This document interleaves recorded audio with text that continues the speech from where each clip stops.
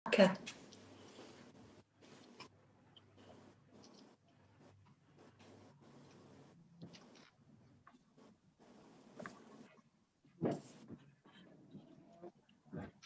สวัสดีครับท่านอาจารย์ครับ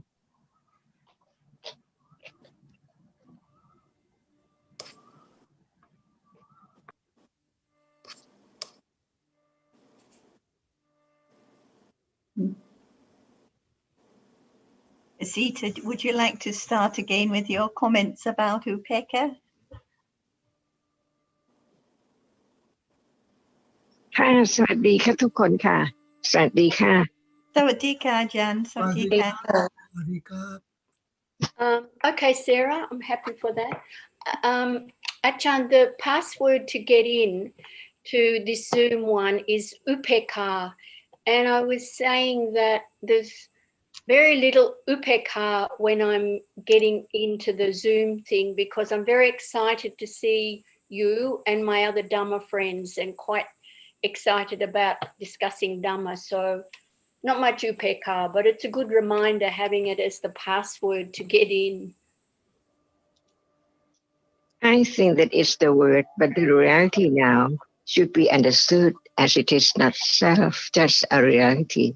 So each word talks the reality which is there. For example, there are many meanings for just one word, upekha, but usually we talk about the feeling, which is not pleasant nor unpleasant at all. That's why even right now, is that kind of feeling? Right now, it's a bit of restlessness because I'm trying to record and yes, not much upeka right this moment. Would you like to know about the word or the reality which is there? The reality. See, we do not think about the feeling usually in a day when it is upekha, right? But when it's different from upekha, when it's unpleasant, there can be the moment of noticing that it's there. But as I feel, so at that moment, even right now, when it's upekha feeling, not pleasant or unpleasant, it does not show up, but it's there. And we try to find out what is and where is it. But it is this moment. See, if there's no understanding of that which experiences, it's impossible to understand the differences of different reality which can experience.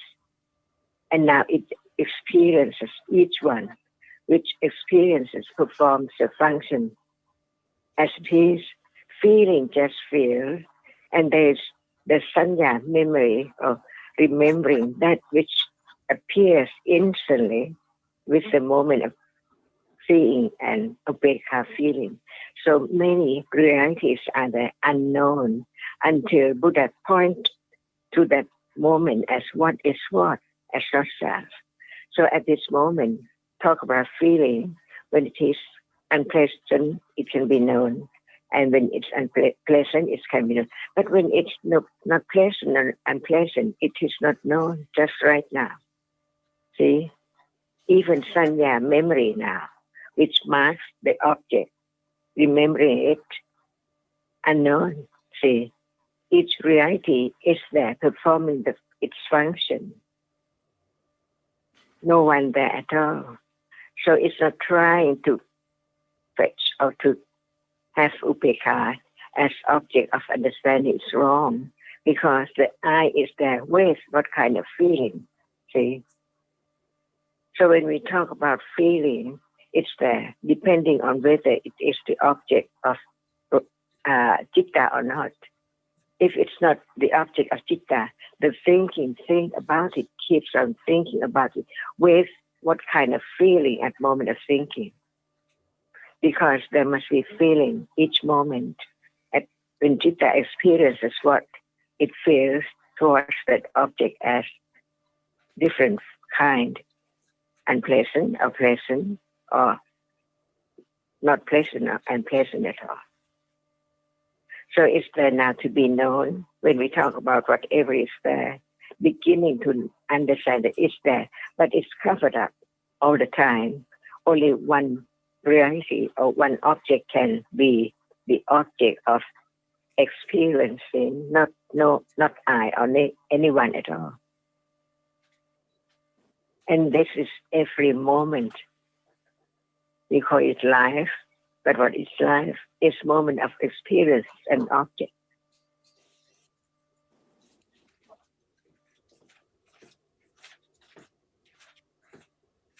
So it's feeling life, it's hearing life, moment of experiencing. From moment to moment. Can you hear me?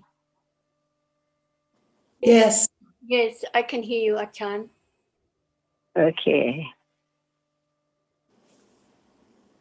Is there any question more about feeling?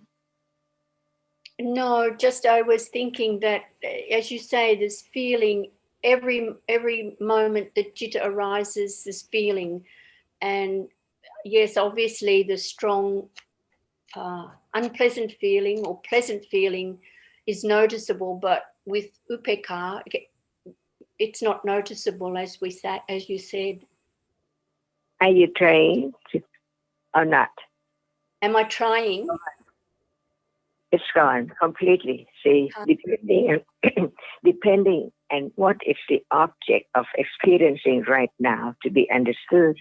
Otherwise, it's gone again. Each moment is gone without any understanding. Because thinking about the word, thinking about the meaning, find out what is that. But what about now? It's there. But without the teachings of the Buddha, who knows about sanya, feeling, and other cetasikas arising with that which experiences, even that which experiences is not noticed yet as it's there, it experiences. It's now sees, it's now hears, see, only hearing, see, there is hearing right now, and then gone. Each word of the Buddha conditions the understanding little by little when there is wise attention that what is now is to the object of understanding. When there is more considering from hearing the words about it, whether it's like that or not, whether it's true, the word of truth about this moment. And this is what it's meant by study Dhamma, because it's not just a word, but the reality right now. Each one is a Dhamma. See, to know Dhamma is to understand the characteristic of what is now appearing, only that which appears and then gone. I think Azita was pointing out the truth also that when we're with friends, even with Dhamma friends, most of the time there is clinging attachment, not a lot of equanimity, and with the equanimity, metta and other kusala factors. So she was just pointing out that when she's with people, usually one is excited and there is clinging at those moments. So reading the word, it's a reminder of how little equanimity there is when one is with other people. Is that right, Zita?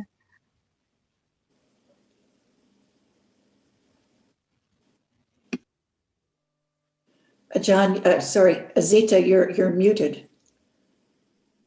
I know, I wasn't saying anything. I was just nodding.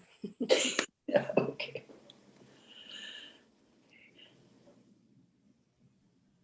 Is it the word of truth? The truth is now.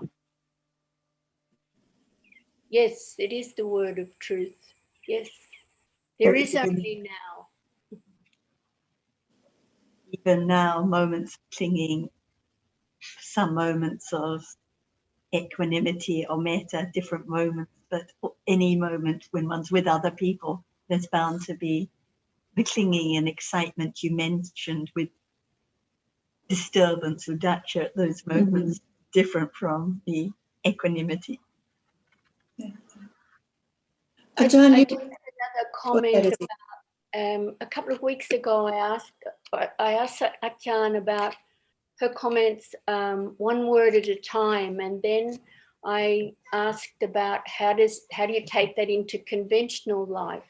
Well, I've been thinking about her answers, and also if there is more understanding of the Dhamma and understanding each word at a time, understanding that there is only now, then that goes into conventional life, so to speak. I don't know. There is a comment that I wrote down about relieving the burden, the heavy burden of attachment and ignorance.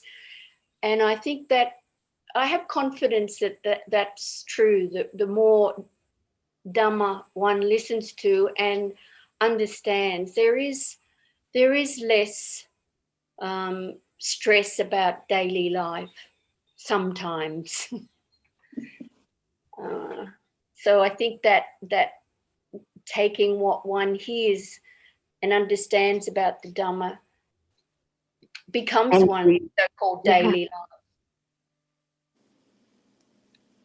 And do you know why it's like this? Just like the words all the time. Even down there are realities all the time around, but there is only thinking about it. Do you know why? Because there's not enough panya. Because you see that reality arises and falls away so very fast. And when it's not higher understanding, which can condition moment of direct awareness with understanding from hearing in that we are now here about it, not enough to open up that moment as what is what, just one at a time, so very fast. But since not enough understanding to let go the idea of I, it's impossible to have the moment of direct awareness with understanding as one had heard and developed little by little. All depends on conditions. But one day, when it's moment of direct awareness, it's there to be known that it's not the intellectual understanding as before, because as before or right now, it's all the words about the truth, but not direct awareness of anyone now yet. But when there are conditions ready to condition that moment, it's there unexpectedly, beyond control. No one can do anything. Beginning to have more confidence on all dhammas are anatta, and only just that one. It does not appear as arising in a falling away yet, but it appears as just the characteristic of that which experiences are not experienced at all. And this is the difference between the two realities, what we say for nama and rupa, but it's only conventional because even it's that, but the thinking about it is there, cover up the truth that is gone all the time. And this is the way no one can change. It's the way of all dhammas. They have to go, they have to keep on doing such function on and on and on. And the understanding is not I, but there is the accumulation of I so long. So how can there be the elimination or eradication of each one? See, only one at a time. But from understanding that it's not I, and even when there is the awareness or direct understanding of our reality, there are so many things which have been accumulated and is not known yet as just one at a time. The I is all there, but it is the beginning of the path leading to understand directly of any reality which has been learned before, and understanding the difference between the intellectual understanding about whatever appears now and the moment when it's there, directly understanding that object which is so very natural as usual as now. But now Panya is not enough. So what is not there at this moment is Panya, which begins to understand that as no one there, no thing, a people, or whatever is there, it's only a reality, which no word at all at that moment, because it's the direct understanding with direct awareness, beginning to understand it as it is told or studied or learned before. Otherwise, it's just the same like now, just touch. It's hard, no understanding. But when there is understanding, it's different. And it can be known because Panya is there with the direct awareness. Then, and this is the study Dhamma, not the word, but the Dhamma now.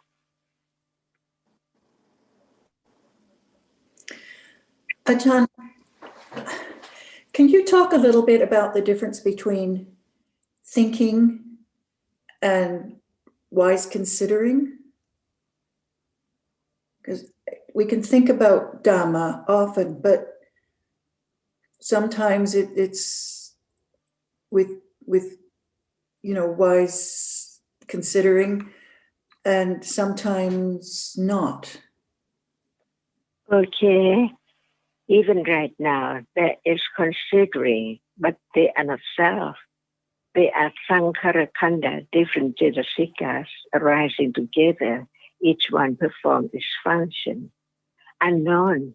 That's why when there is hearing and then there is understanding, how many processes and understanding is there? When the Sankhara Khanda has done their functions all the time, unknown, each Jetasika, who knows? How many wholesome Jetasikas, they are performing the functions unknown. But what is known is moment of understanding that has been considered, developed by Sankhara Khanda. That's why Buddha pointed out that Vedana Khanda, Sanya Khanda, and Sankhara Khandas, 50 Sankhara Khanda. The unknown.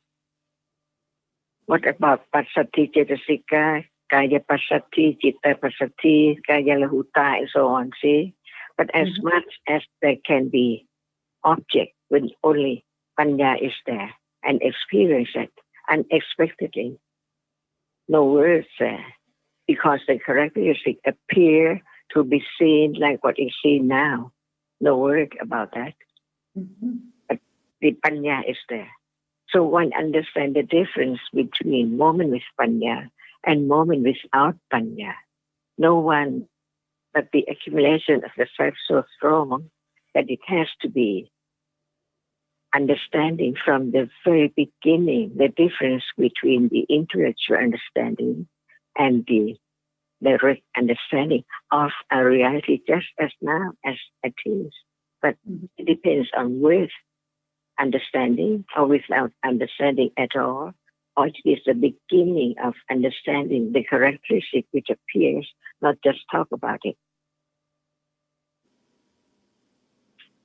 But without intellectual understanding, how can be Panya to understand what is there now as it is, as no one and no thing at all, only different characteristics? Even the word Nama and Rupa is not there, but the characteristic of that shows up as it is, as different ones.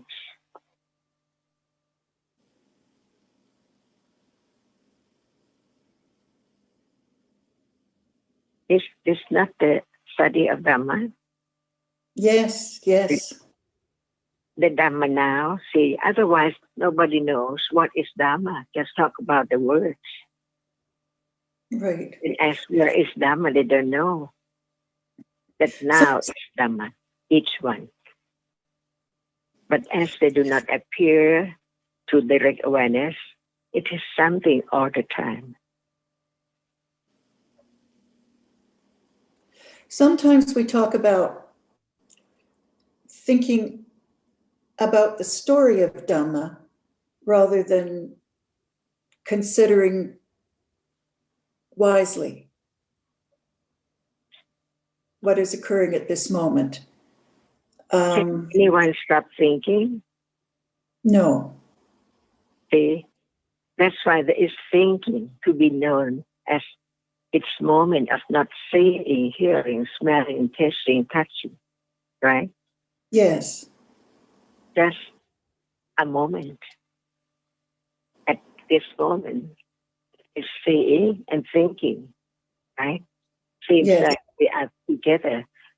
That is the rapidity of this procession. So it's just like the shadow of realities appear, but the reality itself is there, unknown as it is, until right understanding begins to develop on and on, so that can condition moment of, sometimes it can be thinking about this is just that which appears.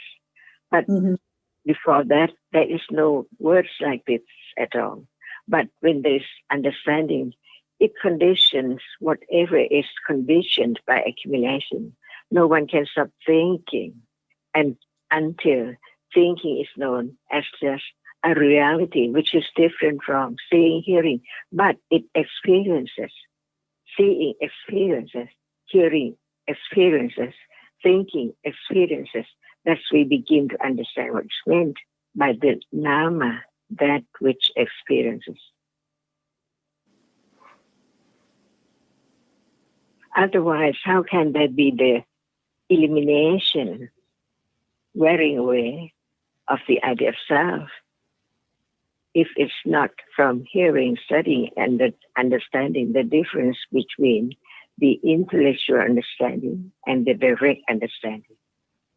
And more than that, the Pataveda later, much later. But it can be known, each one, otherwise Buddha didn't teach at all. Even if there is wondering now, is it pariyatti, intellectual understanding, or is it just thinking with ignorance, or thinking about whether there's upekkha now or clinging as usual? Even at those moments of thinking, it can be understood that it's different from the wise considering, because actually it's about me. It's about, am I thinking wisely, or is it just trying to work out the details or the story, or trying to catch the reality, or thinking about, for example, yesterday when I was with people, was there kindness or was there attachment? That is actually thinking about oneself. Right. So gradually, I think even the thinking can be understood as it is, thinking of clinging, but it's different from trying to think about it, trying to work it out. Yes, that's different. Yes. That's clinging for sure. Yeah. Clinging for sure. And as soon as there is kind of wanting to know at this moment, is it wise or unwise, considering, then even then there's the clinging can come in, trying to know at this moment. But it's different when there is a little understanding of what appears now, as compared to just trying to work out the details or trying to think one's way through the story about what appears. So gradually, I think the distinction becomes a little bit clearer, more apparent. Yeah, that's a good explanation. And there's so many misunderstandings, like so many people have the idea that just reading the text or studying the Pali is pariyatti, for example, or being able to know all the details is pariyatti. But it's not the understanding of what appears now. So even for the beginning of understanding pariyatti, it has to be the beginning of understanding of dhammas now as dhammas. Yes. Yeah. And I think Louder. another way of considering this, Anne, is that the difference between thinking about Dhamma and wise consideration is the presence or absence of panya, Yes. because wise consideration is obviously with panya, and Yes. just for sure. thinking about is not.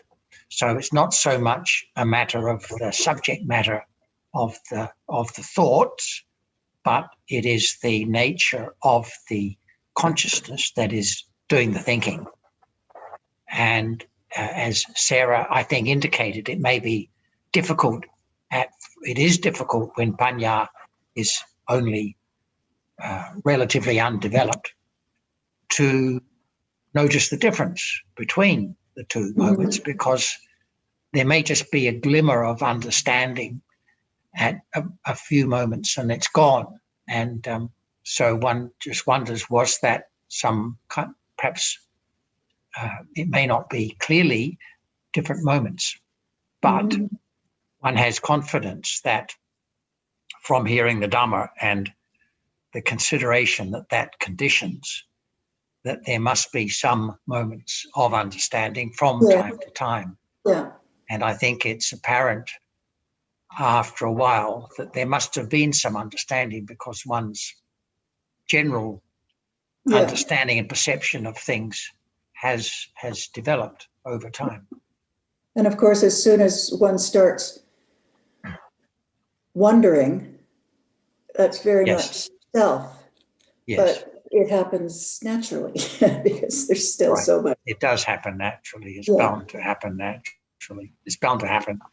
Yeah, but it's not a problem in the sense. One shouldn't think, that that's an issue, because obviously there's a lot of agusala and particularly wrong view that will be present quite often until it's eradicated. And that's another reality that can be seen for what it is as panya develops.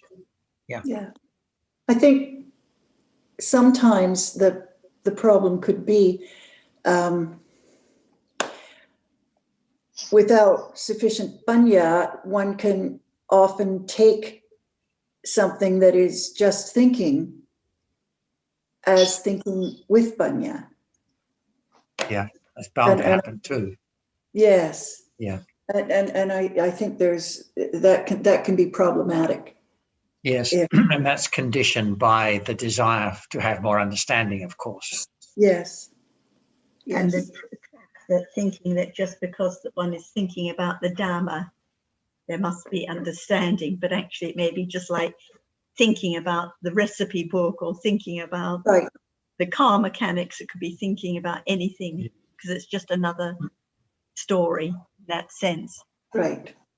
My patience and confidence are so necessary in development of the path, because one has to be really relaxed about how much awareness and understanding there really is in order for it to develop.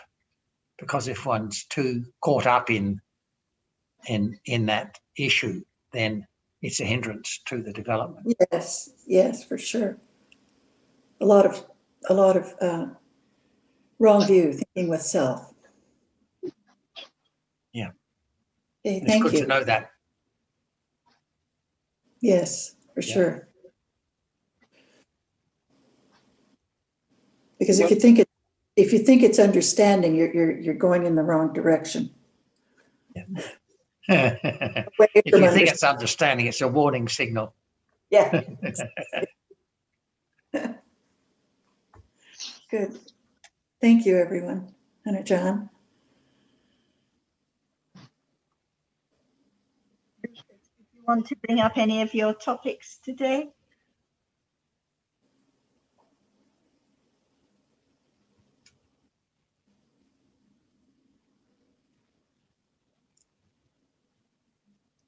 Are you there, Lucas?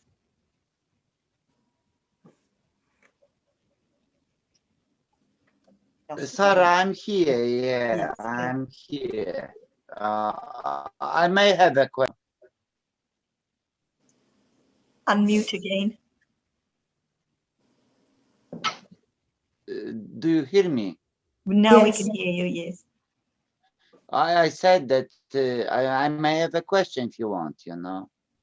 Yes, I was thinking when Azita was mentioning about the I may have a conventional. question, you know. Okay, you carry on.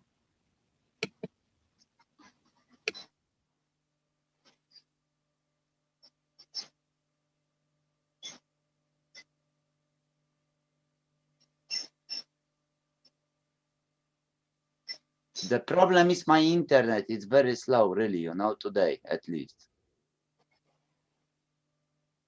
Can you hear me? We can hear you. Do you want to try asking your question? Yeah, I can. Listen, because I wrote it before, you know, before I come here, and this is on the paper, but I will try to ask in my own words if I can to Tanajan, you know.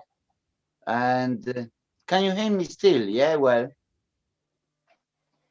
Yes, Lucas, we can hear. Yeah. I won't be reading that, but my question is about, you know, because, well, I will read it maybe to Tanajan, you know. We talk always about regret, yeah, kukucha, I think. But what? But I was recently wondering about Hirika and Otapa, and also the bad aspect of it. That is the good aspect of it. No, sorry. That's yeah. I was thinking about Ahirika and not Otapa, but I think Ajahn Sujin understands me now, you know, because Hiri is a good thing and Otapa is good thing. Ahirika is shamelessness, and Anotapa is recklessness. So that's my question, you know, how Tanajan consider that, because regret is regret, but if someone feels like not well, you know, I don't know. Okay. You know that regret is regret. But what about it's not me?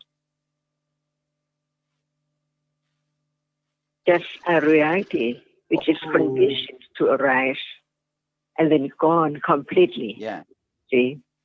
That's why no matter we call it regret, I'm not call it regret at all.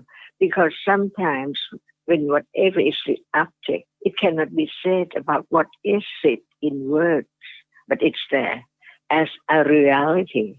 So the point is that while we're trying to work out or find out what word for it, why, what for, because it's gone already, unknown, as it's just arisen and fallen away by conditions and never to return at all. This is the point to understand life, that life is just in a moment and it's gone. That is a kind of marana, Hanika marana, see, temporary. There's each I moment. understand, Ajahn, I understand. So, see, no, it's a regret. Can you make it Tanajan, right? yes, but regret is regret, but This is the Hirika word and Otapa is regret, different thing, you know, Tanajan, I think. Sorry, you know. because Hirika that and is I Otapa all is the time. See, I think about regret. It's still me, and regret is just the word that I take for that word, that reality which appears, and name it regret. But what about the truth of it? If you don't call it regret, it's still there as it is.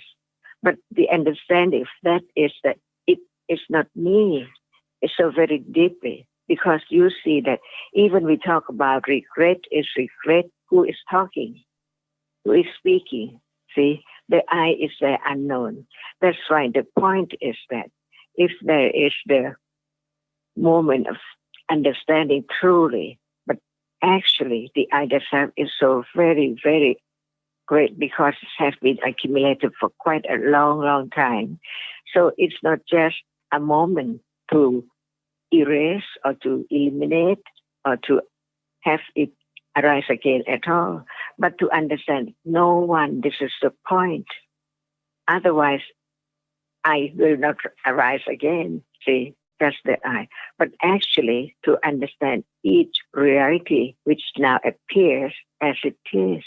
And as it is not only the word, but it's the understanding of the characteristic of it as no self, because it's only that which is hard. And then other moment, that which is noisy, different ones all the time. So in the firstly, we have to understand what is the characteristic of that which cannot be taken for self or anything permanent at all. It is conditioned to arise, to appear. If it does not arise, it cannot appear. And it appear to what? Only to that which is now experienced it. This is the beginning from understanding the words into understanding the characteristic of reality. Otherwise, we think about the word all the time, but not about the reality right now. But to understand that the words can condition moment of understanding the truth of what is there. So the point is to understand the characteristic which is there as it is, to begin to not take it for something permanent or self or things at all. Otherwise, there's no way to begin to understand what is there as it is, to understand that it's not be anything like we think before, but it's only that which appears. And when it does not appear, no more about it, it's gone completely. And then what? The other reality is now appearing unknown because there's thinking about the past or regret or whatever it is. That's why in order to understand the difference between the intellectual understanding to lead to the moment of direct awareness, this is very important. Otherwise, the I or the idea or the story of what about it is there all the time, not understanding the point that each word condition the understanding of that which shall appear, so it can appear as the understanding of it from words. Like regret, say, talking about regret. What is regret? Is there regret now? If it's not now, how can there be the understanding, But the characteristic of Tanajan, it? Yes. I cannot hear you now. yes, Tanajan, because yes, Tanajan, can you hear me now? Yes. Tanajan, Yes, I hear you because now. I was wondering. Yes, of course, because I was wondering because you're saying now uh, that must be reality, not a word. But I hear from you at least 10 years before, yeah. Sorry to say, but you told me before, and every one of us.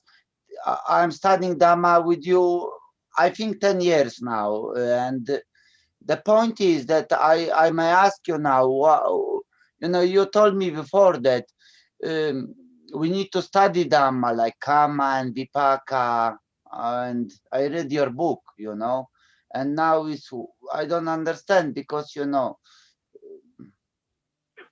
this Not is to understand the the word Vipaka, is but good. to The word is understand the good, truth. And those would be little by little the understanding of no self. I understand. I think. Can be that Yes, which, Tanajan, but Kama and Vipaka is not bad, isn't it, to study Kama and Vipaka? Like in the okay, words, in now the at words. this moment. No, not at the moment. Tanajan, sorry. But how about just only the words? Because I also study, but intellectually, So at this moment, the saying, do you have to think that it is Vipaka, or from understanding that it is conditioned by Kama? That's why no one there at all. Even Kama is not self, the result is not self, the conditions are not self. To understand the truth of that, which is hidden for quite a long, long time. And 10 years is not enough to yes, have. Tanajan, but my question is because you see, sorry to interrupt, but Tanajan, because I was so many years studying the only like a concept, like a Kamma and Vipaka, you know, from the books. But no, it's not bad. And that's why I'm asking, you know, why is it bad now, you know, to study again, you know, the Kamma and Vipaka and the books? Because you understand the Vipaka and the Chitta, but not understand the characteristic of what is now appearing. Because you know that seeing is Vipaka, but no understanding of the characteristic of that which appears.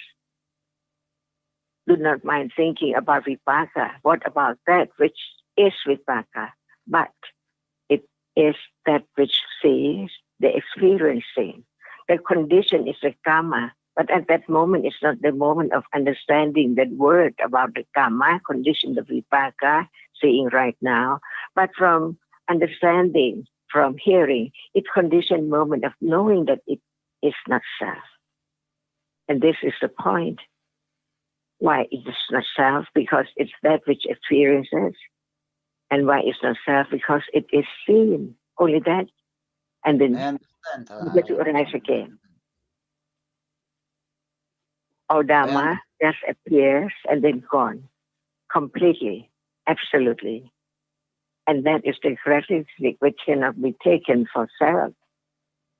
The point is to understand the truth that actually there's no one and nothing and no self permanent at all. That's why when there is the question about whether you have arms now. Yeah, I do indeed. Do you have arms? You do have? Yes, Where is I it? do have an arm. It's only thinking about it's there while it's not there. And what is it? Hardness, softness. See? It's not there. It's gone. But the way it is not known because it does appear as it's there by conditions and then gone. And the understanding is at that very moment because we hear a lot about nothing is permanent, but the impermanency does not appear because no understanding of any reality which appears now. That's why to understand the arising and then falling away has to be moment of understanding directly of a reality. And without intellectual understanding, how come to understand it as nothing is there, only that? That's why Panya develops stage by stage, little by little. And even at moment of direct awareness, Panya is not enough to let go because the intellectual understanding conditioned moment of direct awareness, but the understanding is not enough. It has to be that very moment to study the characteristic which is there, as we have heard and understood from intellectual understanding, which conditioned that moment. But that moment, when it just begins to appear, it needs more and more moments of to be used to that as the characteristic, which is not self. And how long it will take, comparing with the accumulation years and years ago of ignorance and attachment. So it has to be so natural and without regret. Otherwise, it's I regret about this and that. So I all the time, all the way.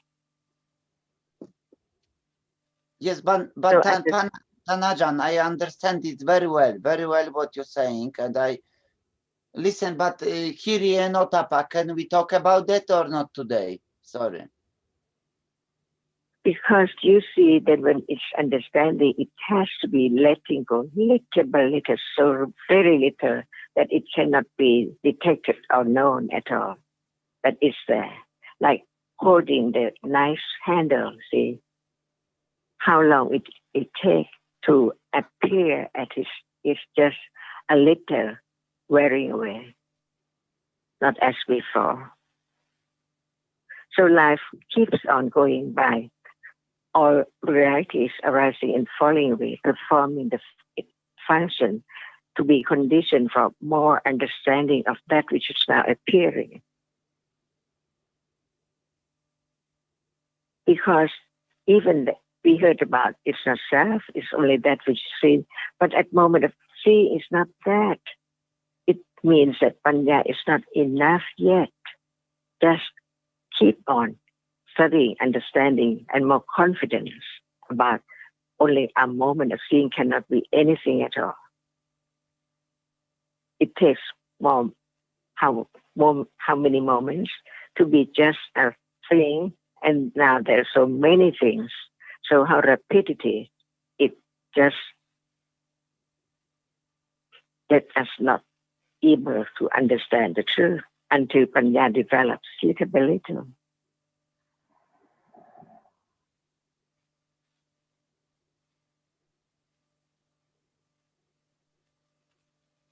Is this not this moment? See? Ajahn, it's supposed to be that moment. I know. And how much Panya? See? It's very little, Tanajan, but I always thinking because you have a great Panya, but me, I have none, and I listen to you 10 years at least, and I'm studying under your guidance, And without listening, can there be more confidence of each word? No, Tanajan, I know, it cannot be, I know, but you see, I want to understand, I want to. Directly. What is the reality? I want to. See? We talk about attachment with many words, but at the moment of I want to, it's not known as not me. It's only a moment of that once. See, a reality which arises and then gone because it's not there at moment of seeing. That's why I keep on talking and thinking about the truth of each reality to have more understanding of each one at moment of now and into direct awareness of it, and Panya begins to develop more. Yes, I understand, but for example, Hiri and Notapa, this is good thing, in life, good thing, like Kusala, I can do Kusala. Yeah. At moment of understanding, it's the unknown.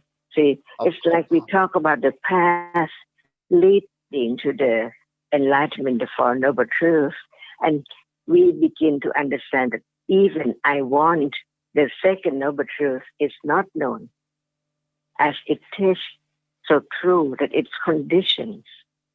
It's the core of the life, the circle of life, until it's known, so it can be eliminated little by little before the third truth can be true to understanding only of that degree.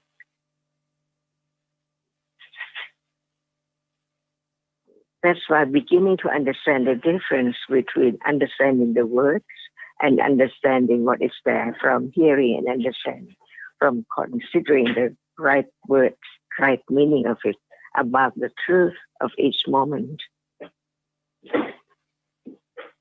Not only the story.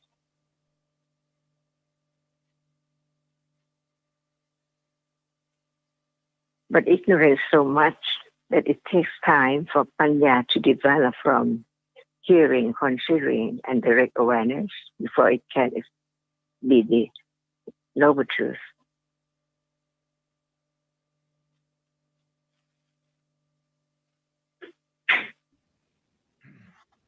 Lucas, you said studying with Ajahn for 10 years and still no understanding.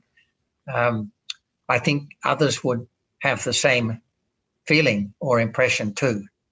But as we were discussing earlier with Anne, understanding can develop imperceptibly, and it can become apparent over a period of time that it has developed somewhat. And I'm sure if you really considered for a moment, you would appreciate that for you, the understanding now of the world as it truly is clearer or less confused than before, even though you may not necessarily be conscious of when the understanding arises and is developing. But I'm also wondering if you are just thinking about your bad habits and you are judging whether or not there's been understanding by reference to the fact that you cannot shake off your behavior is not what you'd like it to be, and therefore you're convinced that there's no understanding. Is that possibly part of the situation? John, this is exactly what it was. I think, you know, this is what it is. But I wanted to ask Tanajan also about that. That's it, you know. And I got my answer, you know. Good. Thank you. And I think that when there is strong akusala, for example, if there's strong regret or strong anger or strong lobha, it's clear that at those moments there's no shame of the akusala, or if one speaks harshly, for example, at those moments there's no restraint at all. It's shameless at those moments. One doesn't mind the akusala at all or the hurting of the other at those times. So that is what Sarah, sorry, but we didn't speak with Tanajan about shameless or not shameless, you know. We didn't speak at Ahirika Notapa, you know, at all. Yet at least. Yes, so I'm just saying that when it is strong akusala, then it's clear that it's shameless, but the smaller akusala, like Anne was talking about, when there's just thinking about oneself, the shamelessness isn't known at all. And when there is understanding or metta, then no shamelessness at those moments. So this is the hiri and otapa that supports and arises together with kusala. It's like a guardian, it protects from akusala at those moments. I know, Sarah, I know from the book, you know. I know this is the holder, the protector of the words. Too, Hiri and Otapa are the protector of the words, you know. Please carry on without me, you know. I'll be listening only, okay? Thank you.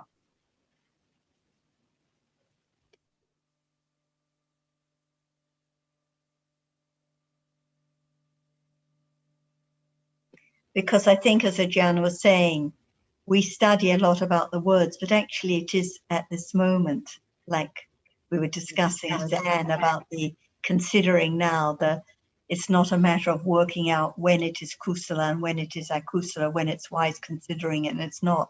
It has to be known now. And the same with moments of regret. It's at this moment. If it's not at this moment, it can't be known. And the shamelessness at those moments can only be known when it appears.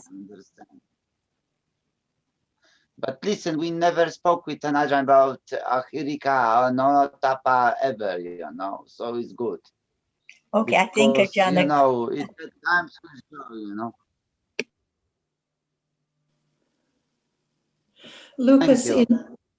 Lucas, in hearing you talk about this, I'm reminded of what Jonathan said earlier, that Wirya as patience, this, you know, that can be difficult sometimes, but it takes a long time, and there's a lot of, you know, patience required. And I think the more understanding there is, the more more frequently patience may arise. Of course, son, I understand you. But, you know, also understand me, because I care about Hiri and Otapa. This is the main point besides the faith, you know. So this is the problem, you know, because these are two chetasikas, Hiri and Notapa are good, you know, and they just wash the world, you know. This is my point, you know. Can you make them arise, Lucas?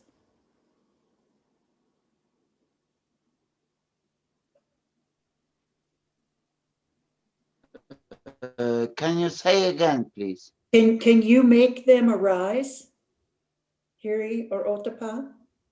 I can't, of course, you know, I understand Tanajan, you know, but this is not the point about. I'm asking about the simply Hiri and Notapa, you know, but Tanajan obviously, I don't know, we don't discuss it yet, but I don't know.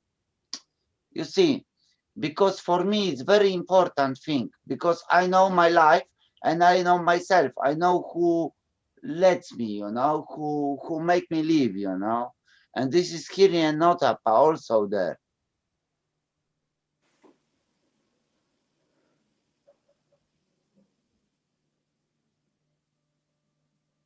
It's because you care and you cling so much about yourself. And that is so very heavy burden that no matter what it's hurt, that I try to understand it and that I try to have more understanding of it. See, all about I. That's why it's great burden. But when there is the understanding of the truth, beginning to consider carefully, actually, there's no I. When it's this more confidence, the burden is not as heavy as before. And you can see that no one can do anything. All depends on conditions. That's why without understanding clearer and clearer about what is now appearing, it's impossible because it's only clinging to the word and clinging to the I who heard it more and more and so on, all about the I. But when the idea is more firm about no I, it begins to have less attachment and understand it.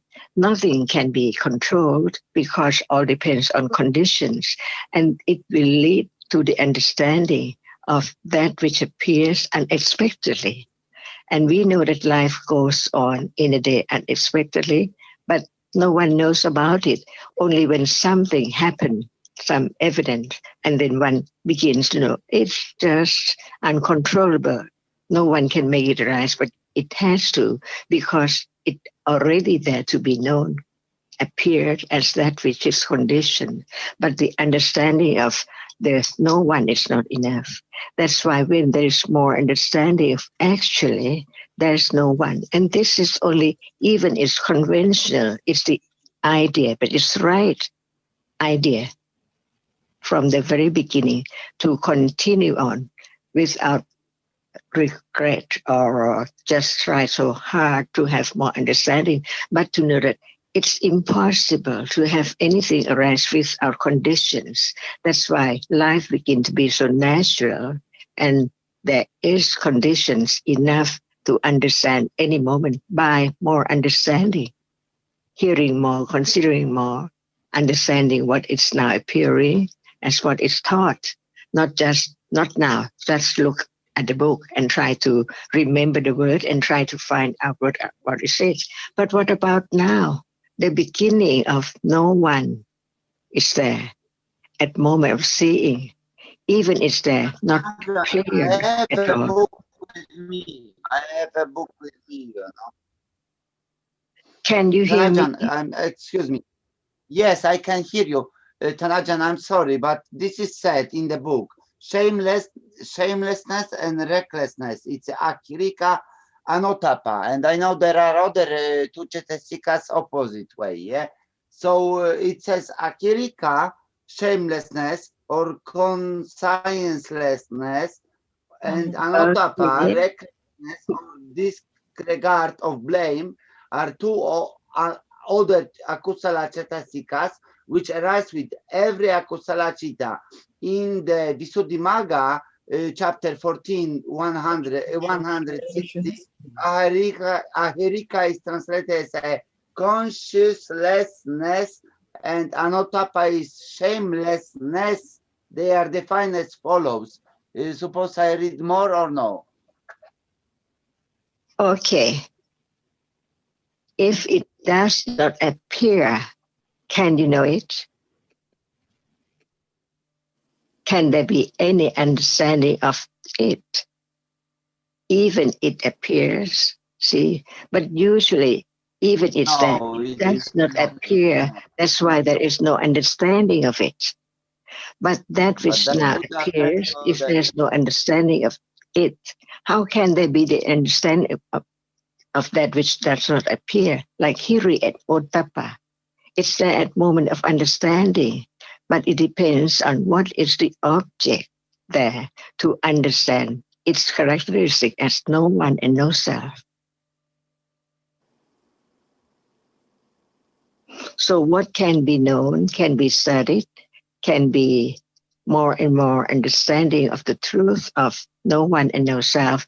The characteristic, it doesn't matter at all because we know from the book the characteristic of that which it sees, but not understanding the truth of it, that it's that which experiences, even we keep on, seems like understanding, but it's only the repetition, that's thinking of it again and again, and not noticing that it's not the understanding of the moment of seeing. It's only understanding the word. That's why when we talk about Hiri and Ottappa, if it does not appear, can anyone know its characteristic as Hiri and Ottappa? It's there to be known when it's there as object only. When it's not the object, it's impossible. Only Of course. thinking about it, only thinking about Phassa, thinking about Vedana, thinking about Sanya, thinking about Vitaka, and on and on and on. But when it's not the object, how can there be the understanding of that as not self? It's only that. So when we talk about Phassa for what? To understand it, that it's no one at all. It is that characteristic which is different from other characteristic, and it can be known when it is the object there. So no selection. This is the understanding, more confidence, more firm about no one, anatta, no thing, no self at all. And this is the point to lead to letting go the idea of self, which has been accumulated quite long time, years and years and more than that. Thinking about the parami of the Buddha, how long will it take to understand this moment, to enlighten the truth that it is now arising and falling away. So it's not just I who think about wanting to understand Hiri and Ottappa. What about seeing right now? Phassa, Vedana, Cetana, Sanya is there now. When it does not appear as the object, how can there be the understanding? That's why, first of all, whatever is there should be known as no self, because it's only that which experiences, and that which is experienced, even that is not known, as they are different. Only the word is there. And this is the understanding between the point of studying what is there when it appears to know that it's not self. Otherwise, what's the use of thinking about Hiri and Ottappa again and again? And Lopa, the second noble truth, is there, hidden, unknown. So it keeps on going on. Life goes on from moment to moment with desire, attachment, just long for this and that, which is not there, and trying to know, but know what? Because not enough understanding of no self and no thing. So when there is the understanding of no self and no thing from the very beginning, it's like letting go the heavy burden of the self, which has been there from life to life. And to let go is not just very strong in the very beginning. So very little unknown, like holding the knife's handle. It wears away each time of holding it. But who knows? Each moment, Panya is there, develop little by little to understand the truth of that which appears with understanding of no self there. Otherwise, the self tried again and again from this to that, wanting to know this and wanting to know that. And what about that which is now appearing? No time to understand it, because not knowing the worth of a moment of the development of understanding the truth of that which is there when it's there. That's why it can let go the attachment, the wish, the want to understand Hiri and Ottappa. Ajahn, I find that very useful, that we hear about these mental factors such as Hiri and Ottappa and how necessary they are to support kusala. And perhaps awareness, sati, is another one, yoniso manasikara, another one, that although they are indispensable to all kinds of kusala, yet they don't appear and therefore are not directly known, at least until Panya is much more highly developed. But we hear about them and we think, and I think for a long time, perhaps some of us thought that awareness, sati, was the key to development of the path. But from what I can understand now, sati itself doesn't appear, isn't known. It's the understanding that is apparent, if there is anything, or it's the dana or the sila or the samatha that is known, but not sati as such. And so in that sense, it's the same as Hiri and Ottappa, and Yoniso Manasikara would be another one.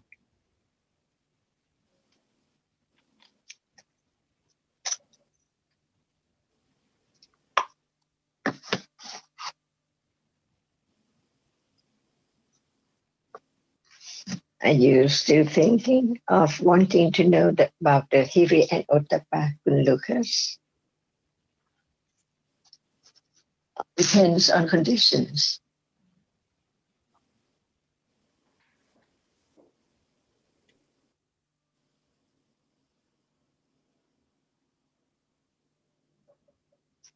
And why just Hiri and Ottappa?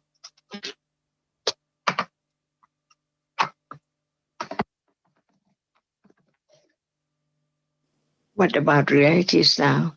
So many things, so many realities. What would you like to know besides Hiri and Ottappa?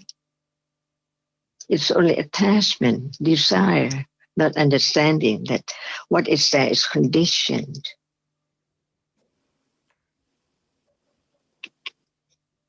Even you would like to experience Hiri and Ottappa, it's impossible because it cannot be by your thought or wish, but it has to be only by conditions. To have more confidence on no one and no self, when there is more and more understanding of conditions. That's why we learn about conditions as well. Because without understanding that all there are conditioned, there must be the idea of self or things. And also, Achan, I'm just thinking, as I brought up the question about Saddha, confidence, and at one point we came to the conclusion that what Saddha is different from what we normally understand by confidence. So it would seem that it's the same with in the case of Hiri and Ottappa. What we think about Hiri Ottappa normally is, and what it is actually, is probably different. Because you see that we can use many, many words for our reality to be known. For example, what about the truth when we use the word pure for sattva? See, clear for sattva. It's not like what we can think about it because it is anama, not that which can be touched or seen. But what about the moment when there is no ignorance and loba and dosa at that moment? Is it clear from that that is the meaning of satta?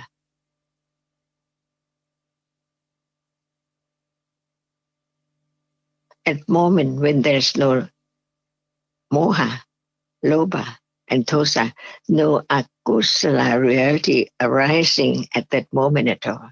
And that is the characteristic of a reality which is clear, pure, without akusala, and that is moment of satta. See, otherwise there cannot be other wholesome cetasikas arising with it. And it's there with other wholesome cetasikas. But its characteristic is that which is clear from akusala.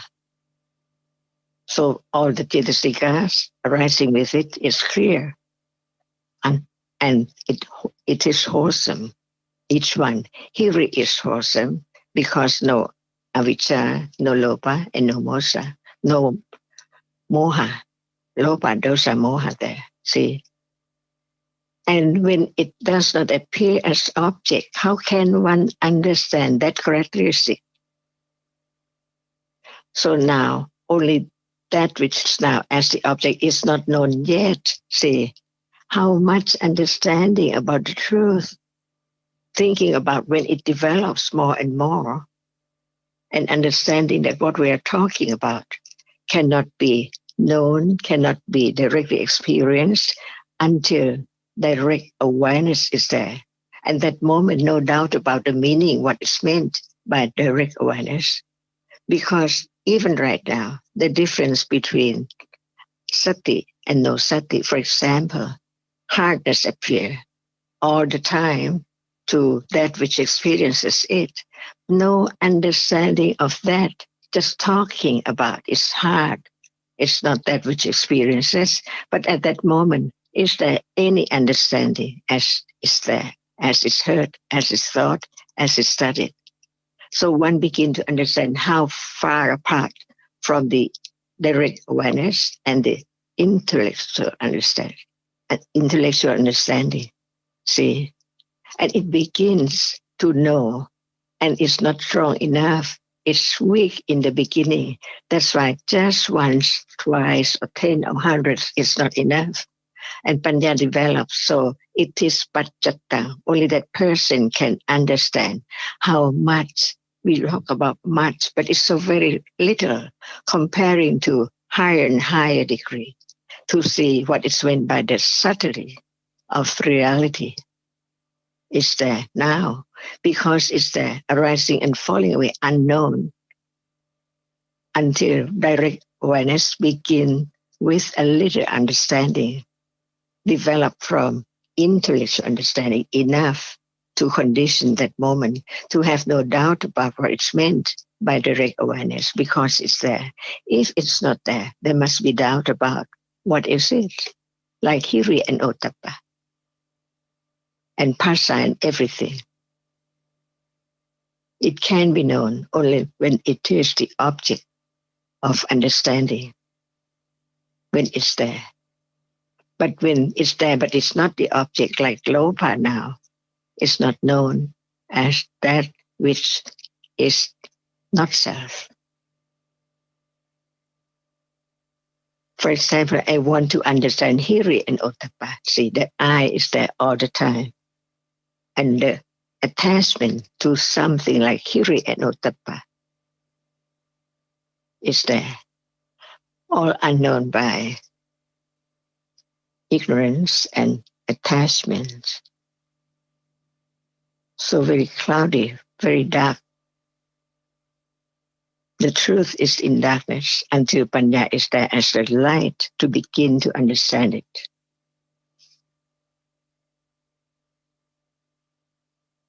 So just study, listening, understanding, and it develops. Even there is a thinking of something, attachment or whatever, is conditioned. Understanding it as no I, not me or anything, only different realities. Panya develops until it's strong enough to let go, appear as a little moment of letting go, but it has to let go from the very beginning. Otherwise, someone might think that it will be a great letting go at that very moment. How come if it's not from moment to moment now?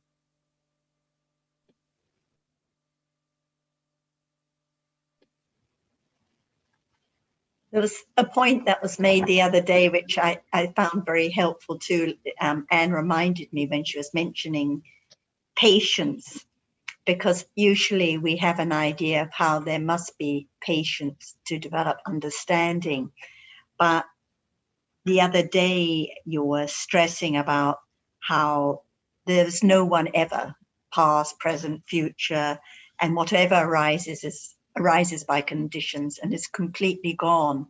And it is this understanding that leads to the enduring or patience with whatever appears now, no matter what the object, no matter what comes by in life. But without that understanding of dhammas, that they're gone immediately, nothing of any importance, none of themselves, then without any understanding, there cannot be the patience and enduring what appears now. So the patience, the hiri, the ottappa, the saddha, they all have to develop with understanding. Otherwise, it's impossible. If one thinks one would like to have more saddha first, or more awareness first, or more hiri and ottappa first, or more patience first, it cannot be like that. So there has to be the understanding from the beginning to support the other qualities that develop with it.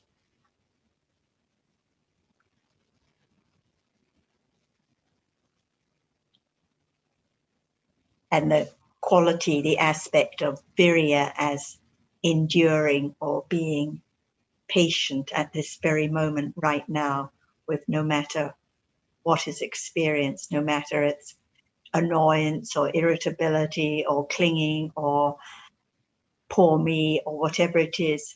It's just dhammas that are conditioned, so there can be understanding and endurance right now, because they are just dhammas gone immediately. And who knows that at that moment there are also hiri and ottappa, to see the danger of ignorance and the understanding of the truth. At that moment of thinking, understanding about the truth, it is hiri and ottappa of unwholesomeness and ignorance. And I was actually thinking earlier when Lucas was saying he would like to talk about hiri and ottappa, and in your long answer at the beginning, not one word about hiri and ottappa, but what you were talking about, what we're talking about actually is about hiri and ottappa, because understanding more about the truth is the development of hiri and ottappa, but we don't have to say it's this or it's that or give it a name, but it develops with that understanding of Dhamma.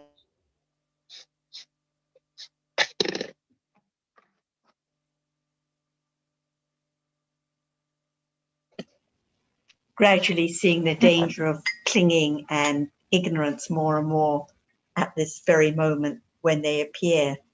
It is the development of hiri and ottappa with understanding, not just trying to work out the detail. And it is the way to develop with understanding. Yeah. From understanding a little to a little more, a little more. And those moments with hiri ottappa all the time.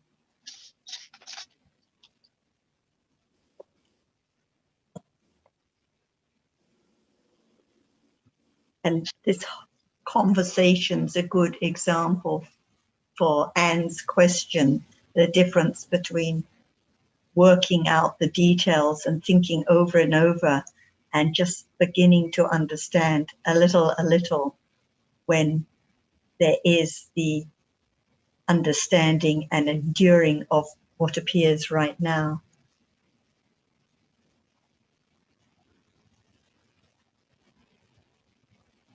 And at those moments, no thought about oneself or how can I know or what can I know.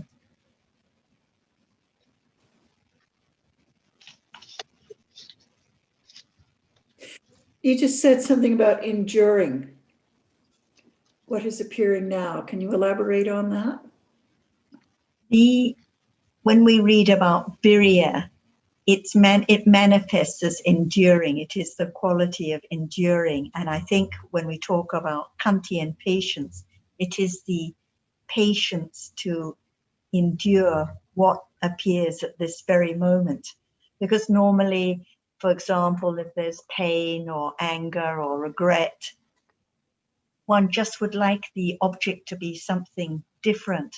But whatever is conditioned at this moment arises by conditions and is gone immediately. It's just Dhamma. It's not my lack of hiri and ottappa or my regret or my clinging. They're just Dhammas. So when understanding develops, this is the removal of the burden, because it begins to understand and endure what is conditioned at this moment, because it can't be any other way. If there's regret now or thinking of nonsense now, it has to be like that. It's conditioned. So there's no point wishing to not have regret or not think like that. So it is the patience with understanding that accepts and endures just what is conditioned at this very moment. And that's the lifting of the burden, not wishing for something else at that instant. And this is why the understanding, as Zita was suggesting, permeates daily life and has its effect, because whatever comes has to come just that way, just that reality, by conditions. So what is the use of clinging and wishing it was another way? But even that clinging and wishing, there can be endurance, accepting that that clinging is conditioned at that moment. So it all comes back to the understanding right now. And that is the way that hiri and ottappa develop together with understanding. Thank you. Sarah, that's a great comment. Thank you.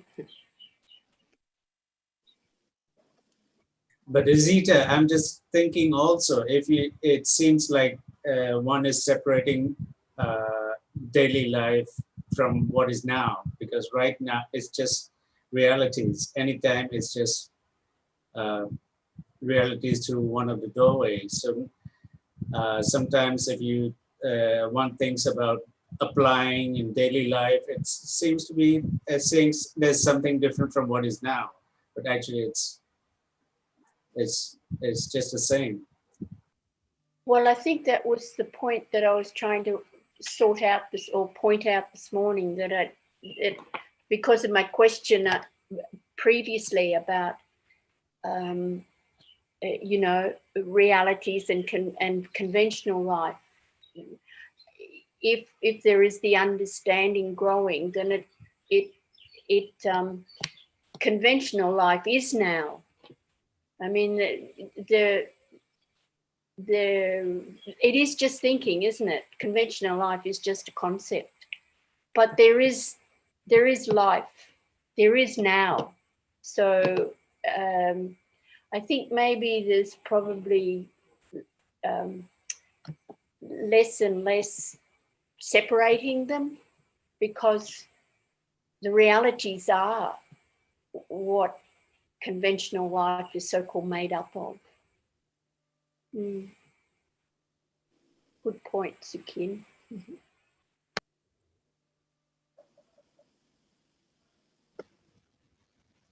Tom and Bev, I've seen you on video and patiently listening. I'm interested if you have any comments on any of the topics so far today or any others.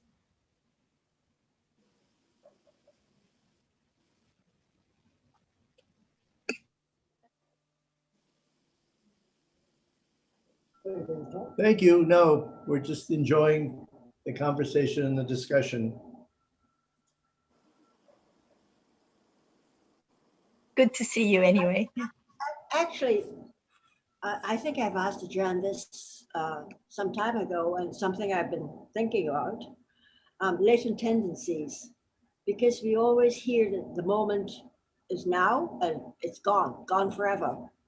And it arises and falls away completely. But then we have then there are the latent tendencies. And I'd like Ajahn or someone to explain it again so I can hear it again and consider it further. What's about the fingerprint? There is no touching at all. Can there be any fingerprint? Yes, there's a fingerprint. But it's not really the finger, right? Yes. So that is anusia. Once it's there, it's what it's left. It's a fingerprint, which is accumulated to condition moment of seeing an attachment, because attachment is there as fingerprint that can condition moment of being attached to the object again when there it's still there. But when it's all gone completely erased, no more condition for attachment to arise. So we cannot compare anything with the reality. As much as we can try to understand the truth with any word, it's all right. But why there is still attachment, aversion, what conditioned it, how come? There must be citta, and there must be that which arises, and what is left is kusala or akusala as fingerprint.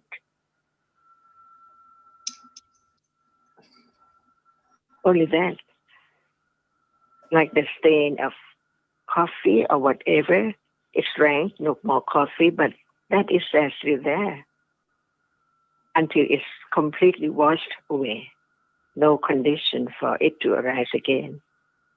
And what we said about the coffee stain or whatever, it's only the rupa, what the nama, that which experiences.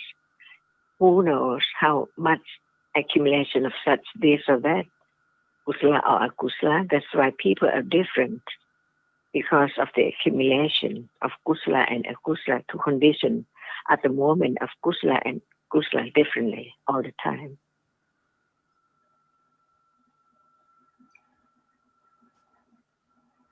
Because it does not arise, it's not known. But at moment of understanding, the understanding itself is like that which can rinse or wash the akusala, anusia away, little by little. Because when there is understanding, it's there, understand. It cannot be ignorance.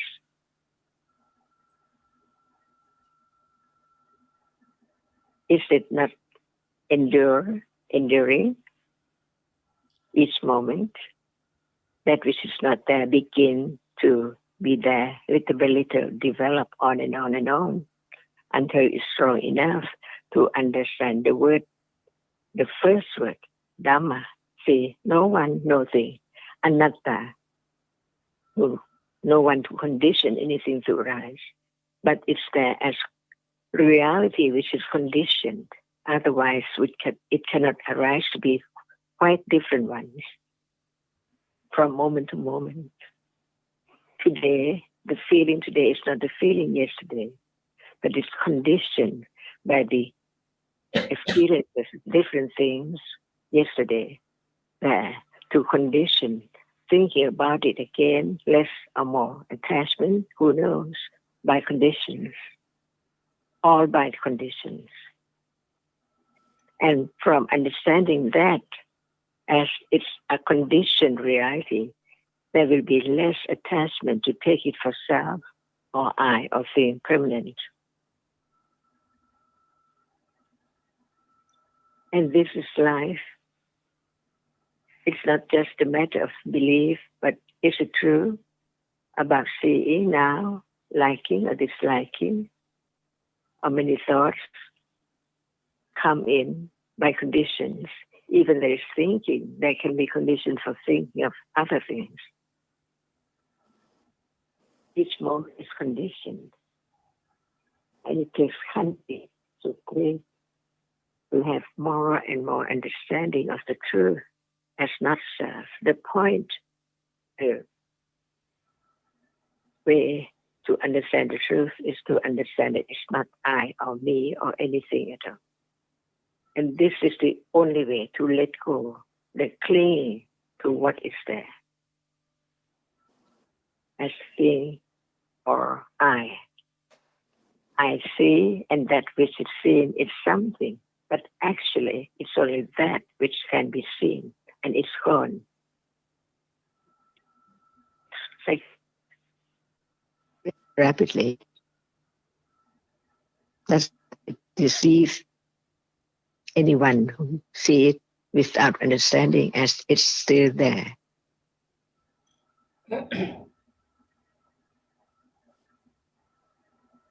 What is this moment? It's not previous moment. See, it still seems like the same, but actually not the same. Not the same one at all.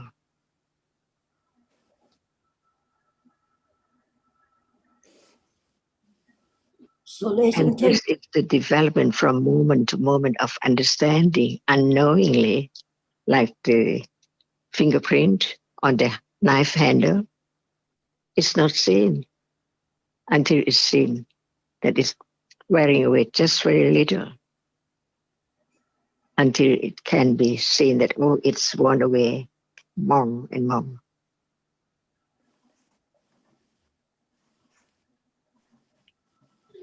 Life is not permanent. It's not just a word, but it's the truth. And what is life is each reality conditioned by the proper conditions.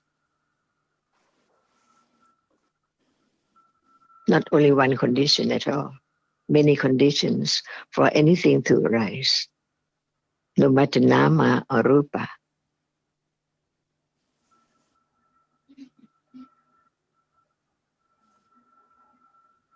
But I have question, Tan Ajahn. Sorry, can I ask you a question? Yes, please. Tan Ajahn, because yes, I understand you very well, well at least, you know, but I don't understand myself. But anyway, Tan Ajahn, no, sorry, this is, listen, because the question is about the concentration, for example, you know, because if there is a Vipassana Jnana, the first one, there needs to be some kind of extraordinary concentration, isn't it? We have to understand what is concentration at a moment of experiencing a reality or an object. Because of that which focus or concentrate on only that object, Citta can experience only one object. It cannot experience two objects at a time because of concentration or ekakata citasika. So it's now. But when it's just from moment to moment, very shortly, it does not appear as it is what we call concentration yet. Until sometimes in a day we concentrate on something, then it appears as concentration. But actually, that reality arises with each citta. It is one pointedness on that particular object. So citta cannot move to other objects. It can experience only one object, that reality pinpointed or concentrate on it. See, in order to understand what is concentration, when it's enough to be known as concentration, it arises with each citta. And its function is just on one object, focus or concentrate on only one object. But when it arises with each citta so fast, changing all the time, it cannot be known as concentration until sometimes when you do something and then it characteristic appears as concentration. you call it concentration. But what is the truth of it? A reality which arises and is one pointedness on an object only at a time, only one at a time. And what do you mean by concentration and develop concentration without understanding? It is wrong concentration, which condition different experiences as something that, oh, it's something so great and it's attached with. That is attachment, no understanding of that it has to be calm. So when we call develop tranquility, there is concentration, there is other realities, but calmness is there to be known because of concentration too. And that's why concentration goes with the development of no matter tranquility or vipassana. Without it, how can Citta experience the truth clearer and clearer? Because it's there, only there. But it's not that which understand different characteristics. That's why there are Bodhi, Dhamma, the factors of the path leading to enlightenment. But it has to be learning to understand the truth of no one and yourself now, of that it appears. For Does example, Buddha how talk does about 47 Bodhipakkhiya Dhamma? Does Buddha speak about that? Because I thought this is only commentary work, the 37 Bodhipakkhiya Dhamma. Does Buddha spoke about 37 Bodhipakkhiya Dhamma or not? Sorry, I don't know. What is meant by the word Bodhipakkhiya Dhamma?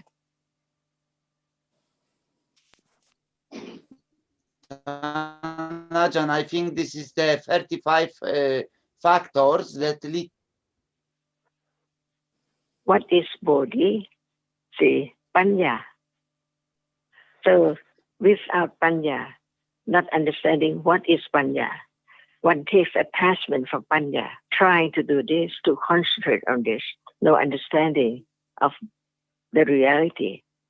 But concentration arises with each citta. But the calmness must be wholesome, cetasika, arising with each moment of kusala.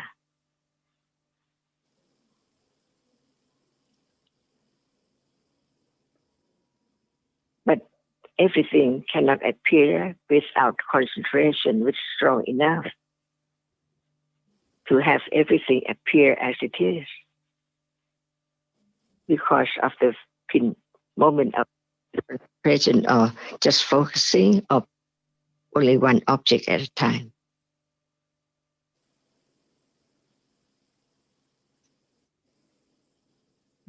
Is there concentration or ekakata cetasika now? See,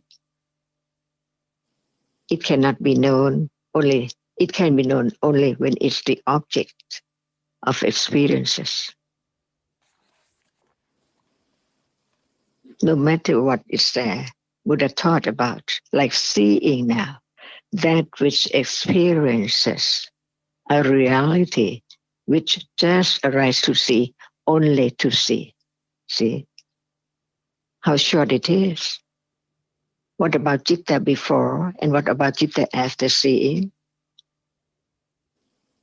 They perform their own function, not seeing function. That function has to be only two cittas. The kusala vipaka experiences that which is pleasant, and the akusala vipaka conditioned by karma. See, so many conditions, and it has to be sahaj together. See, no one there. And this is the point of listening to the teachings of the truth, the word of truth, about now, what is there? No one. When it is firm, pure, no kusada, we can say confident. Of truth, not of other thing, not of wrong belief or wrong idea.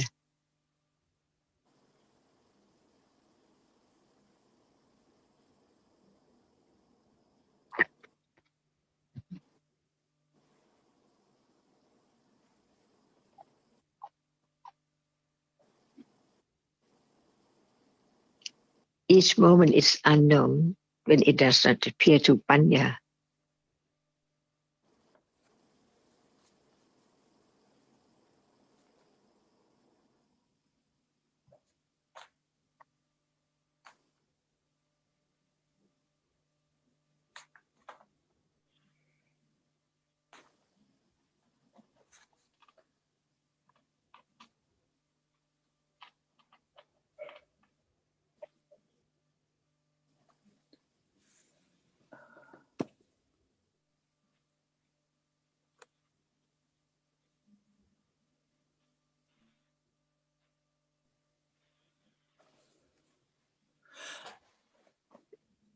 If Lucas is finished with this topic, I have another question.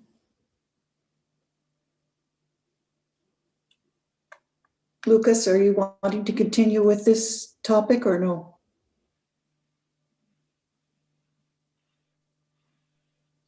I'm going to take that.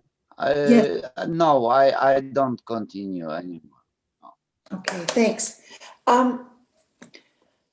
Ajahn, I've been listening to some of the recordings, I guess the English ones and one from Vietnam the other day, where you were talking about, the discussion was about Paticca Samuppada. And I found it really useful when you talked about Paticca Samuppada now. And I'm wondering if you can talk about that again here with us.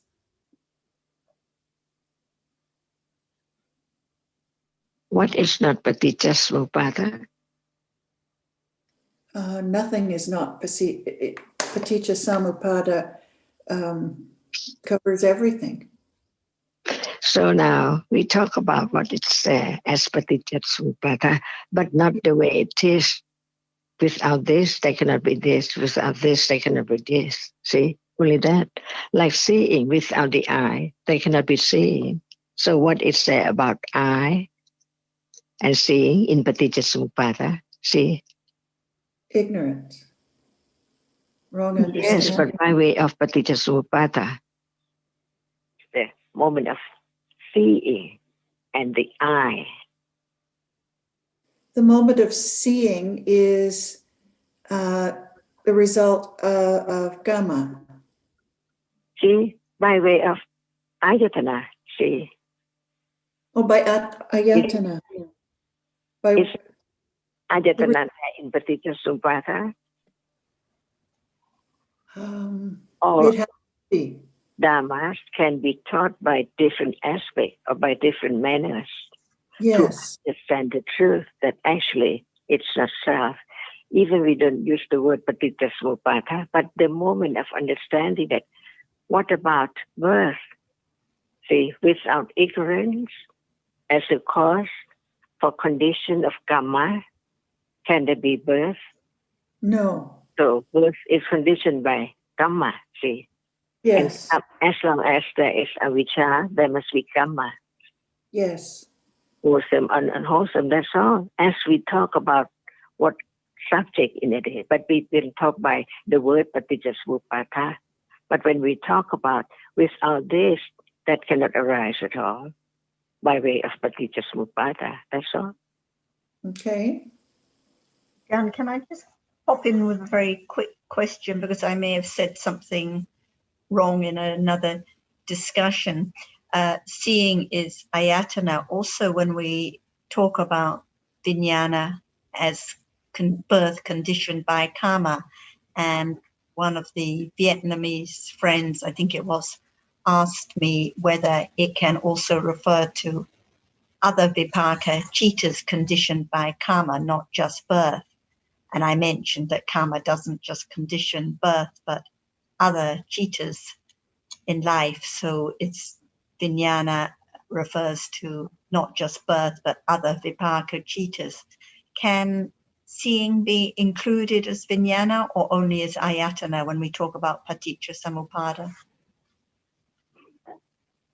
That's why we have to understand by way of past, present, and future when we talk about paticca samuppada, because it's not only this moment there. There must be other moments on and on and on by way of paticca samuppada.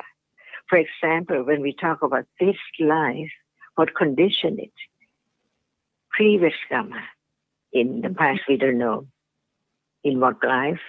As long as it's ready to condition patisanti, it conditioned patisanti.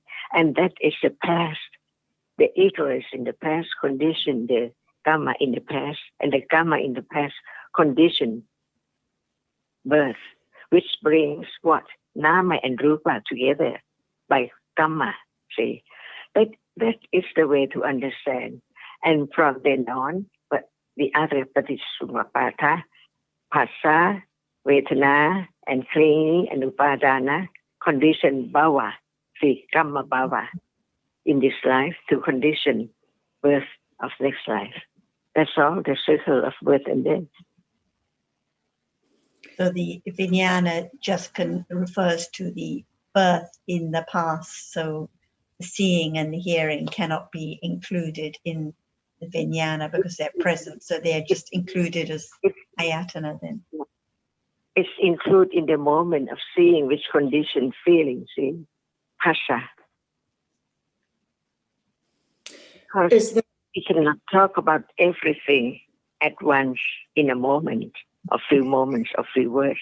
That's why Buddha taught Dhamma in different manners, different as by way of this, by way of that, the core of that. Because in the before you used to refer to how vijnana refers to patisandhi and vipaka citas in this life. Phassa, the ayatana, vijnana is there too. Yes. Mhm. It's not away from paticca samuppada. No. So is for instance, Vipaka Jita takes seeing as an example. Is that you would refer to paticca samuppada as in the present? Would that be included? Would that be an example of that? And So are they an example we of? just talk about the main characteristic, the core of life in the past, present, future. For example, without avijja in the past, without karma in the past, can there be patisanti citta? No. So patisanti citta means this life, not future life. Yes. So it's condition what and what and what. Say nama rupa and ayatana and so on. To condition karma bhava, condition the sati in. Mm-hmm.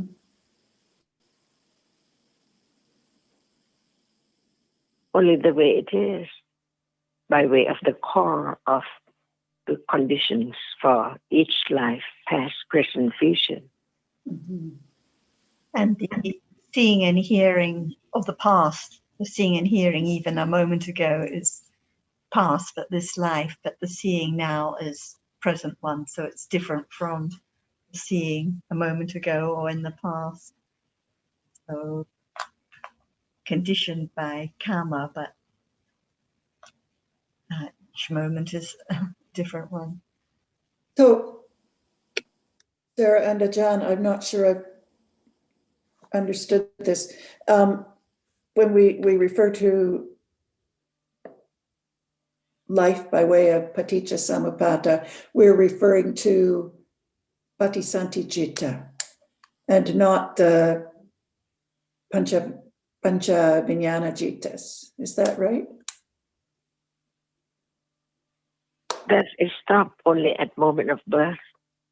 No, it Continue on by way of paticca samuppada. Without that, can there be, without birth, can there be seeing now? No, no. So I would think it does continue on by throughout a life. So we study word by word from the very beginning. The first of Paticca is what? Ignorance is what drives it. And ignorant in the past condition, karma in the past, right? Yes. And karma in the past condition, birth in this life, right? Yeah. Yes. Not only that, it does not stop there. It continues on. What is there when there is birth? Condition what? Conditions continuing life by way of ignorance and vipaka-jittas. It conditions nama and rupa, right? Yes, yes. And nama and rupa, what's there for? To be nama and rupa, what for? So what is next? After nama and rupa, what for? What for? Well, they're, I guess By they're the Paticca from the very beginning, one by one. what is it for? What receiving the vijnana jitta, the nama, the processes of nama begin with after Patisanti Jitta and several Bhavanga Jittas, we get into Vipaka Jittas, the sense store process. Right? From avijja, it condition what? Sankhara. Sankhara condition what? Vijnana. Vijnana condition what? Nama and rupa. Nama and rupa condition what? See? Condition or This woman, see? Or the coming together of different realities now, the Yes. ayatanas The now. ayatanas, yes. And what next to talk about? But they are there. The thinking processes, the Jetana. What about Phassa? Phassa and then Vedana. Okay, Phassa, Vedana. Without Phassa, can anything appear through ayatana? The six ayatana. See? No. This is the way we just to understand each one. And when by way of Paticca, one can see what condition what in life. That's all. It's just another way of looking at, of grouping, looking at dhammas, of understanding dhammas. And when we're talking about nama and rupas conditioned after vijnana, it's actually the vipaka namas, cetasikas, and the rupas conditioned by karma at the same moment as birth. So we say vijnana and then nama rupa, but it's at that very first moment of birth. There are the cetasikas arising together with the patisandhi and the rupas conditioned by karma right from that first moment as condition for all the ayatanas that's coming together of different realities. Right. Well, it all makes perfect sense. It's looking at it slightly differently.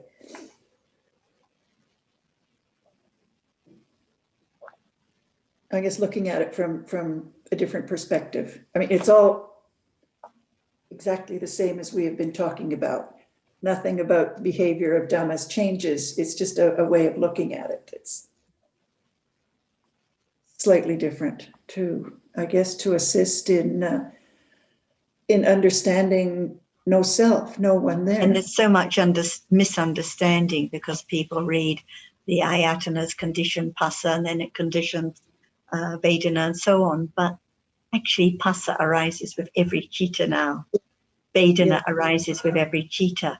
So it's not there are the ayatanas and then Phassa and then Vedana. It's just a way of explaining how it is because of Phassa that the ayatanas arise or appear, and without Phassa there would be no Vedana, but actually they arise together. They rise together, that's right. So by way of, I see. I think I understand. Thank you. I have a question on that. What is the bhava in Paticca Samuppada? Is that the same as bhava anusaya? It's clinging. No, I don't.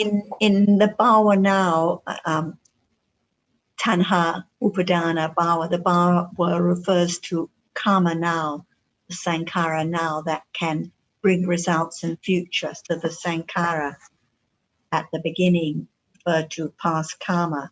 So the bhava now, the karma that can bring results in future by way of jati, birth, and on and on and on. So it is the becoming, the bhava, but it is same word, but here it's referring to karma. Right. Okay. Thank you.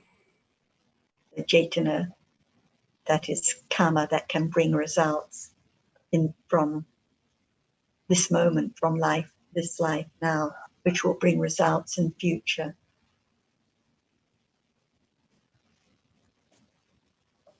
So could it come down to like a shorthand version of Kilesa, Kamma, Vipaka, which is what exactly. goes on? That is the round. So Right. the tanha upadana is the kilesa now in this life, and the bhava is the karma, and then the vipaka is the jati, the birth, and Right. the cycle on and on, Yeah. future. Okay. Thank you.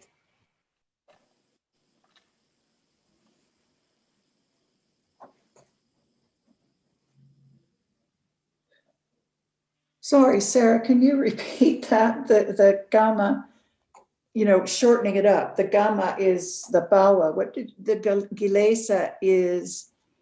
So really, paticca samuppada is referring to the rounds of Yes. vipaka, kilesa, karma. So like in this life, the birth is the result, seeing, Yes. hearing a result. The kilesa, the clinging, arises on account Right. of those vipaka. And when it's strong enough, it is the karma that can bring results in future. So yes. The sankhara refers to the past karma that brought birth and other results in this life. And the bhava refers to karma in this life, conditioned by the kilesa that will bring results in future. So it's the cycle around and round and round of kilesa, karma, vipaka. Yeah. Just a couple of moments, so Ajahn may like to add a couple of last think words. time, and we just talk about the way it is by way of Paticca Samuppada, that's all. Because it has to be Kilesa and Kamma and Vipaka from moment to moment, different ones. That's all. That's we talk about by way of, when we talk about seeing, we can talk about by way of Vipaka, is the result of Kamma, and other way as Ayatana and so on, to understand the truth of actually there's no one at all, no thing, gone completely, never to return. And life is sunyata and anatta, to understand the truth of it. Not permanent, not sukha, because not permanent.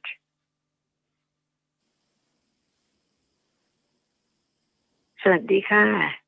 you สวัสดีค่ะท่านอาจารย์ Thank you ขอบ very คุณ much. มากค่ะ Bye-bye.